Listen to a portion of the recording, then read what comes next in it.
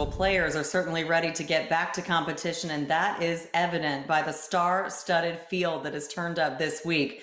The featured groups are headlined by the power-packed grouping of world number 1 Rory McIlroy, also number 2 Jon Rahm, and third-ranked Brooks Koepka. So with that in mind, it's time for the triumphant return of a game we call on Morning Drive winner, contender, pretender. So Paige, why don't you start us off with the top 3 in the world? Yeah, I've got a serious group with the top 3 players in the world. The top of the list and the winner is a little more difficult than I expected it would be. The pretender I have for Brooks Koepka, of the 3, he's obviously been the one that's not performed to his best. No worldwide top 15 finishes yet this season. When it comes down to Rory McIlroy and Jon Rahm, I gave the nod to Rory McIlroy in the winner, but for Jon Rahm, this is a player coming into the week that should have as much confidence nearly as Rory McIlroy. He hasn't had 7 consecutive top 5 finishes, but he has had 7 out of his last 8 starts top 10 finishes, including 2 wins in the fall. And also considering we've had a large break, his last win in Dubai was after a 6-week layoff. So he probably has that good feelings going into it, knowing that he's very easily able to knock off any rust in his game. I would also like to point out that for Jon Rahm, he would become the number 1 player in the world if he were to win this week. That's actually part of the reason why I have him as the contender and not the winner, because that's a huge ask to be paired with the number 1 player in the world as you try to seek to overtake them. So for that reason, I've got Rory winner, Rahm contender, and Brooks pretender. No doubt that you have to put Brooks number 3. You can't bet with your heart against 2 players that are playing better than really anyone consistent wise. The way they've been top 5, top 10ing every single week seemingly. I kind of thought earlier or later last week you were a little more on the Rahm train, and then yesterday you didn't really put any money down when we had the $100 to bet. You didn't put any money on Rahm, so I kind of saw this one coming. Rory McIlroy, the way he's been going, he's just a good bet any week. So I'm in total agreement with you. Yeah, and I failed to point out too, and this maybe goes against what I just said, but Rahm missed the cut last year at this event, but has 2 other top 5 finishes, including a runner-up a couple of years ago. So he's a good bet. Again, it's a toss-up between these 2 at the top. It's okay, Paige. This is tough. This is a tough exercise, all of these groups. So I went with Jordan Spieth, Justin Thomas, and Ricky Fowler in my group. And listen, I think Justin Thomas of this threesome is the best. He's a 2-time winner already this season, so he's my winner.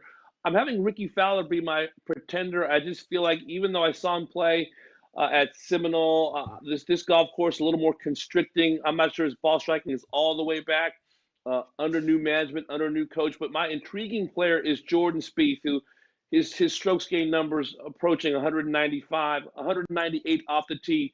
But at Colonial specifically, since 2013, first in scoring average, first in score under par, first in birdies and eagles, first in strokes gain total, first in strokes gain tee to green. Colonial Country Club is Jordan Spieth's happy place. He's got a win under his belt. He's got 2 runner-up finishes under his belt, 2 more top 10 finishes. Besides, he gets to sleep in his own bed if he wants, commute from Dallas if that is his want. And I think the fact that there are no fans this week, less pressure for him. Might just feel like he's playing a practice round with his buddy Ryan Palmer, who's a member. So I think this is going to be a really important week for Jordan Spieth to kind of put things back together, not necessarily win, but just get the taste of contention back in his mouth. Jordan Spieth contending over the weekend is something that we would all love to see. I know it's a great point saying that without any fans, the pressure would be off, but it's also something that the fans so desperately want to see is the 3-time major champion climb back to the top, because we know what he's made of. But Ricky Fowler fascinates me because you've got him there, I think, as your pretender, and he's someone who can give so much to the game. I don't know about you, but I miss seeing him contend on a Sunday. I miss seeing him in contention, and we know, he's got married and he's been through that honeymoon period. He had a bit of an illness, but we want Ricky Fowler back in the game, back at the top of the game, and back in the winner's circle. It's about time, Ricky Fowler. I don't know what you think, Robert.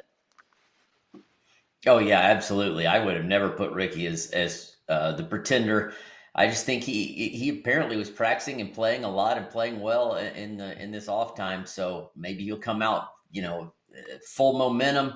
It's been long enough for Ricky. It's time for him to start playing well again. So I'm looking at my group, and I had I think a strange group. The one player that really in my threesome of Rose, Dustin Johnson, and Bryson, the one player that was gaining momentum prior to the shutdown at the end of or the beginning of the Players Championship was Bryson DeChambeau. He was beginning to play well. He was beginning to drive it incredibly well, but he was all that momentum, all that things he had going are now done, and he went back to the gym, more weight.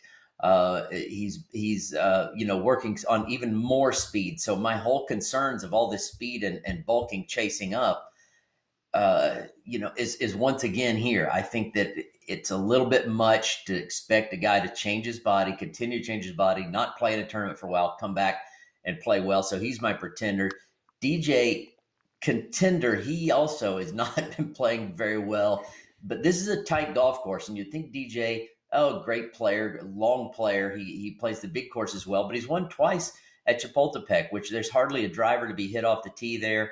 He's really good, really smart, not giving enough credit for his golf IQ. And you've got to give a lot of love to former number one, Justin Rose, my winner of the threesome. Since 2017, he has the second best scoring average around Colonial Country Club. He is a past winner here.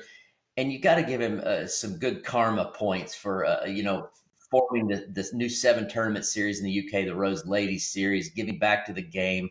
Those karma points go a long way. I love karma points too, Robert.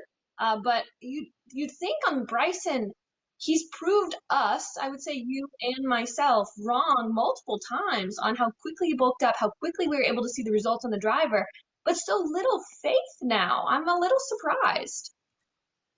It's just so far off the blueprint of what I've thought I knew about the game that it's just tough for me to swallow yet. And go ahead and prove me wrong. He was beginning to prove me wrong before the shutdown. He'll probably do it again. It's coming up soon. Yeah, getting distance off the tee is something that Bryson DeChambeau is not going to stop doing anytime soon. So I'll take you over to my group. I've got defending champion Kevin Na, Gary Woodland, and Phil Mickelson. So my contender, I think, is Gary Woodland, of course, current US Open champion, 4 top 10s and 8 starts this season. And talking of body transformations, by the way, Gary Woodland has been in the gym hard over the last 3 months. So look out for that weight loss because it's quite transforming, I will tell you. Kevin Na, winner, why not? Defending champion. Now, no one has actually gone back-to-back at this event since Ben Hogan in 1953, but the course is set up perfectly for him, and we know just how well it suits him. But this leads me to my pretender, which I sort of say through gritted teeth because he is such a fan favorite. He is a 2-time champion at this event, and he's someone who, again, the fans would love to see back on top of the game. But Phil has blown incredibly hot and cold this season. His last 6 worldwide starts, we're looking at 2 top 3s and 4 missed cuts. So we're not entirely sure exactly what we're going to get every time Phil tees it up at the moment. He was obviously hitting bombs at the match. We saw that, but unfortunately, this isn't the course that really lends itself to hitting bombs. It's all about accuracy off the tees with those narrow fairways, and unfortunately for Phil, that's just not his strength right now. So it's those inconsistencies in the game. The field is so incredibly strong. It's really just whether Phil can keep up with the young guns in the game right now, because we know just how deep this field will be. Anna, he's hard to track. He's hard to trust, especially at this point in his career. Paige said a while back that he's been pretty inconsistent, his entire career, hard to track, even as he's piled up wins. And I agree with that statement. I wonder if the one thing that could be in his favor, obviously the good vibes of being a past champ, but also maybe the course setup won't be as difficult. I mean, you're not going to get rid of the trees and the fact that it is a bit of a constricting golf course, but I just wonder, will the likes of Mark Russell, Slugger White, John Mutch, the men who set up this golf course, maybe it won't be as penal as it normally would because there's been a 13-week hiatus for these players, and maybe a gentler setup would play into Phil's hands.